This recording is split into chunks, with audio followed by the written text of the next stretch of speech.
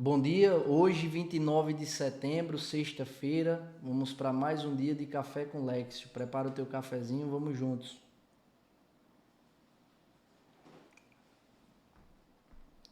Vamos começar rezando. Em nome do Pai, do Filho e do Espírito Santo. Amém. Pai nosso que estais no céu, santificado seja o vosso nome. Venha a nós o vosso reino e seja feita a vossa vontade, assim na terra como no céu. O pão nosso de cada dia nos dai hoje. Perdoai-nos as nossas ofensas, assim como nós perdoamos a quem nos tem ofendido. E não nos deixeis cair em tentação, mas livrai-nos do mal. Amém. Ave Maria, cheia de graça, o Senhor é convosco. Bendita sois vós entre as mulheres. Bendito é o fruto do vosso ventre, Jesus. Santa Maria, Mãe de Deus, rogai por nós, pecadores, agora e na hora de nossa morte. Amém. Glória ao Pai, ao Filho e ao Espírito Santo, como era no princípio, agora e sempre. Amém. São José, providenciai e intercedei por nós. São Miguel, São Gabriel, São Rafael, rogai por nós. Continuamos unidos, em nome do Pai, do Filho e do Espírito Santo. Amém. Hoje, dia de São Miguel, São Rafael e São Gabriel, os arcanjos, né? São Miguel, defensor universal, né? Defensor da Igreja Universal. São Miguel, que por sua humildade, né? São Miguel, que significa quem como Deus, né? Que vem do Micael. São Miguel, quem como Deus, né? Que por sua humildade derrotou Satanás, né? Satanás foi derrotado por sua soberba. São Miguel foi vitorioso por sua humildade. Desde o princípio já nos ensina muito e é defensor da igreja, de fato, né? Em 1884, Papa Leão XIII teve uma visão, né? Terminou de celebrar a Santa Missa na capela no Vaticano e ficou ali inerte, com o olhar paralisado por aproximadamente 10 minutos. O seu semblante revelam as testemunhas, o seu semblante revelava terror e maravilha. Ato contínuo, ele corre para o escritório, escreve de impulso ali uma oração a São Miguel, manda que seja impresso e distribuído para todos os bispos no mundo inteiro.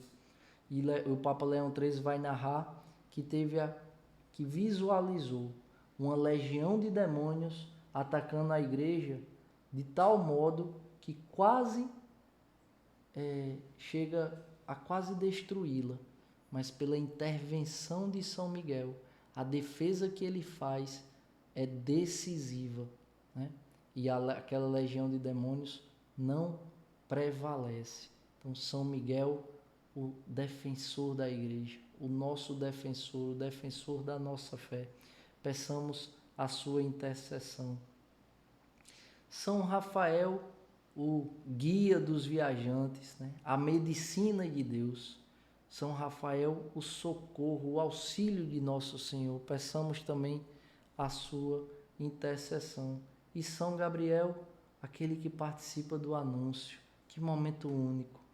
O anjo, o arcanjo que chega para Nossa Senhora para anunciar a encarnação do Verbo em seu ventre e a consequente salvação de cada um de nós. Que São Miguel, São Gabriel e São Rafael interceda por nossas vidas, pelas nossas vocações, para que sejamos sempre, para que estejamos sempre dentro da vontade de Deus. Primeira leitura de hoje, Daniel, capítulo 7, versículos de 9 a 10, depois pula para o 13 e vai até o 14. Visão do ancião e do filho de homem. Eu continuava contemplando quando foram preparados alguns tronos e um ancião sentou-se. Suas vestes eram brancas como a neve e os cabelos de sua cabeça alvos como a lã. Seu trono eram chamas de fogo, com rodas de fogo ardente. Um rio de fogo corria e rompendo diante dele. 1000 milhares o serviam, e miríades de miríades o assistiam. O tribunal tomou assento e os livros foram abertos. Eu continuava contemplando nas minhas visões noturnas quando notei, vindo sobre as nuvens do céu, um como filho de homem. Ele adiantou-se até ao ancião e foi introduzido à sua presença. A ele foi outorgado o poder, a honra e o reino, e todos os povos, nações e línguas o serviram. Seu império é império eterno, que jamais passará, e seu reino jamais será destruído. Palavra do Senhor, graças a Deus. Primeira coisa que chama a atenção, a postura de Daniel, né? O sonho, mas a postura de Daniel, versículo 9. Eu continuava contemplando. Essa deve ser a postura que a gente deve pedir ao Espírito Santo, uma postura de oração, de contemplação, que sejamos homens e mulheres de oração, de contemplação, para que o Senhor transforme o nosso coração num coração dócil e a gente desenvolva a capacidade de enxergar os sinais de Deus através dos acontecimentos da nossa vida. Essa profecia, esse sonho de Daniel, essa visualização narra o dia do Senhor, a parousia, né? O dia do juízo final. Se você for lendo, né, você vai percebendo, né? O Senhor tomou o seu assento, o tribunal tomou assento e os livros foram abertos. Que livros? O livro da vida. Porque quando chegar o nosso momento, o livro da nossa vida vai ser aberto. E não vai ter nenhuma página rasgada e nenhuma linha escondida. O Senhor tudo vê. Como será que estará o livro da nossa vida quando chegar o momento do nosso juízo final? E aí no versículo 13 ele continua. Eu continuava contemplando. E aí é quando ele vê Jesus, né? O Filho do Homem. A ele, versículo 14, foi outorgado o poder, a honra e o reino, e todos os povos, nações e línguas o serviram. Seu império é império eterno que jamais passará, e seu reino jamais será destruído. É uma profecia, versículo 14, é uma profecia de majestade e senhorio de Jesus.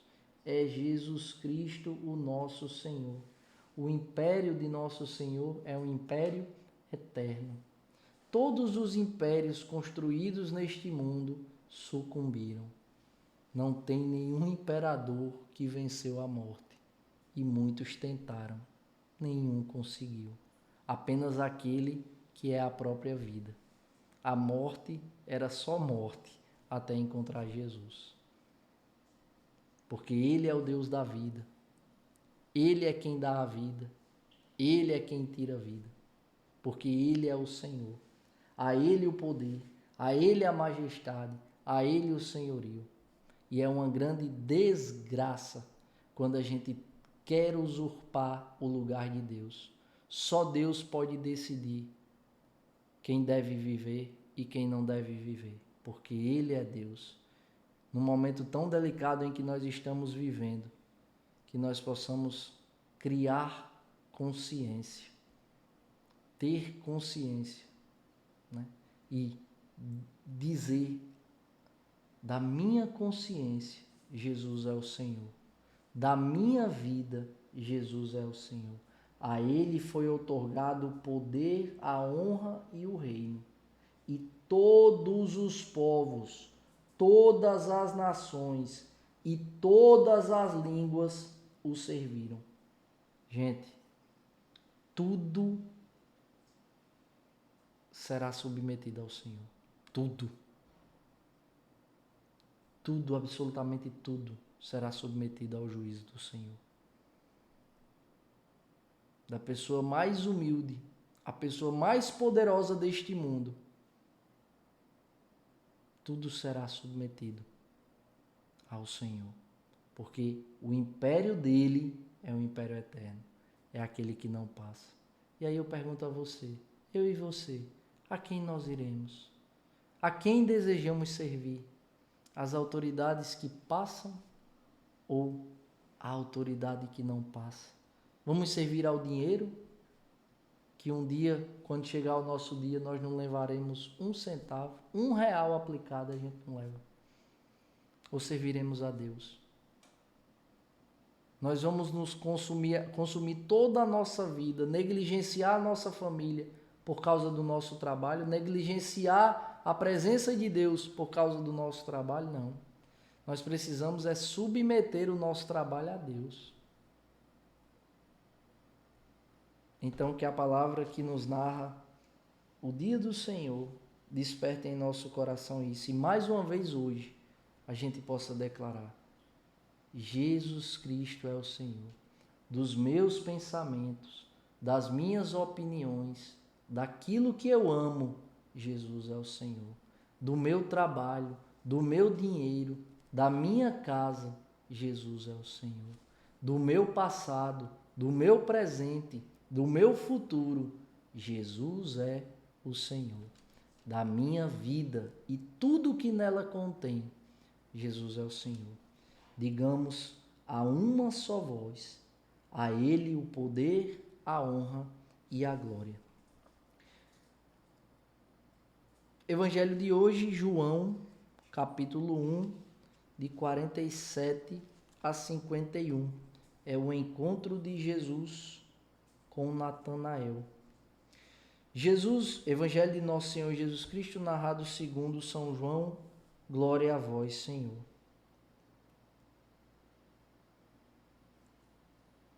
Jesus viu Natanael vindo até ele e disse a seu respeito: Eis verdadeiramente um israelita em quem não há fraude. Natanael lhe disse: De onde me conheces? Respondeu-lhe Jesus: Antes que Filipe te chamasse, eu te vi quando estavas sob a figueira. Então Natanael exclamou: Rabi, tu és o Filho de Deus. Tu és o Rei de Israel. Jesus lhe respondeu: Crês só porque te disse, eu te vi sob a figueira? Verás coisas maiores do que essas. E lhe disse: em verdade vos digo, vereis o céu aberto e os anjos de Deus subindo e descendo sobre o Filho do Homem. Palavra da salvação. Glória a vós, Senhor. É a confirmação do sonho de Jacó. É a confirmação do sonho de Daniel, da primeira leitura. Jesus está falando para Natanael aqui sobre o dia do Senhor. O último versículo 51. Vereis o céu aberto e os anjos de Deus subindo e descendo sobre o Filho do Homem. O Senhor está falando aqui também da ressurreição. Da ressurreição. Mas eu quero falar sobre Natanael, nome que significa dom de Deus. Jesus apresenta Natanael como alguém que é transparente, sincero, coerente. Sabe por quê? Porque o evangelho de hoje começa no versículo 47. Mas no versículo 46, Natanael pergunta a Filipe: de Nazaré pode sair algo de bom? Porque Filipe estava falando de Jesus. E Natanael diz: de Nazaré pode sair algo de bom? Está falando de Jesus. Olha mesmo. Que ousadia, né? Mas é porque um homem sincero. E Jesus admira a sinceridade e diz: Jesus olha para Natanael vindo até ele e diz: eis verdadeiramente um israelita em que não há fraude. Ou seja, Jesus admira, né, e apresenta ele como alguém transparente, sincero e coerente. E quantas vezes a gente não evolui na nossa caminhada porque a gente não é verdadeiro diante de Deus. A gente tem que ser verdadeiro, a gente tem que rasgar o nosso coração. Muitas vezes a nossa oração na capela vai ser: Senhor, eu não tenho vontade de rezar, eu não tenho vontade de ir na missa, eu não tenho vontade de fazer o bem para o próximo.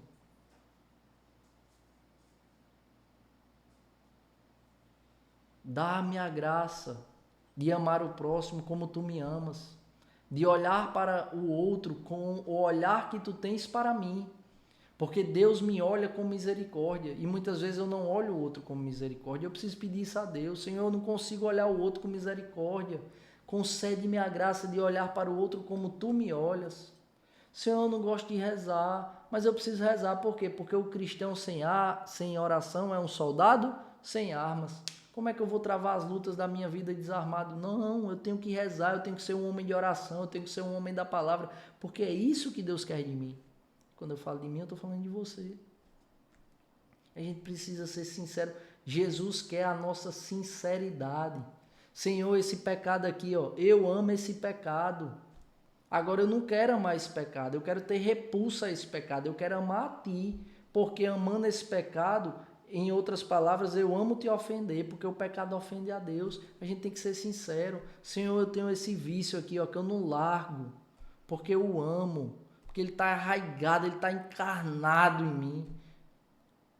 O Senhor precisa me libertar disso, porque sozinho eu não consigo. O Senhor quer a nossa sinceridade, o Senhor quer a nossa verdade, porque é diante da nossa verdade que o Senhor vai operar, vai completar a obra que Ele começou em cada um de nós.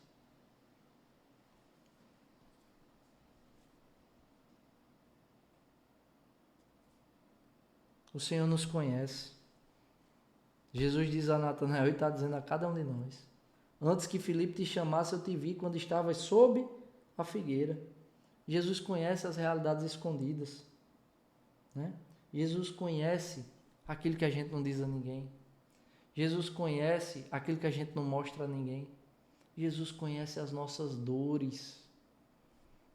Jesus sabe das nossas feridas.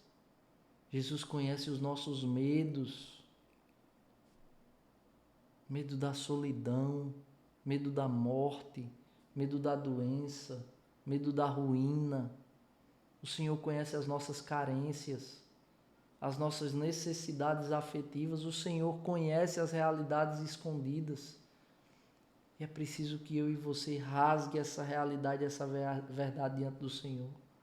Como é que um doente é curado? Qual é o primeiro passo? É saber qual é a doença. Quando se tem um diagnóstico, ali começa o processo de cura.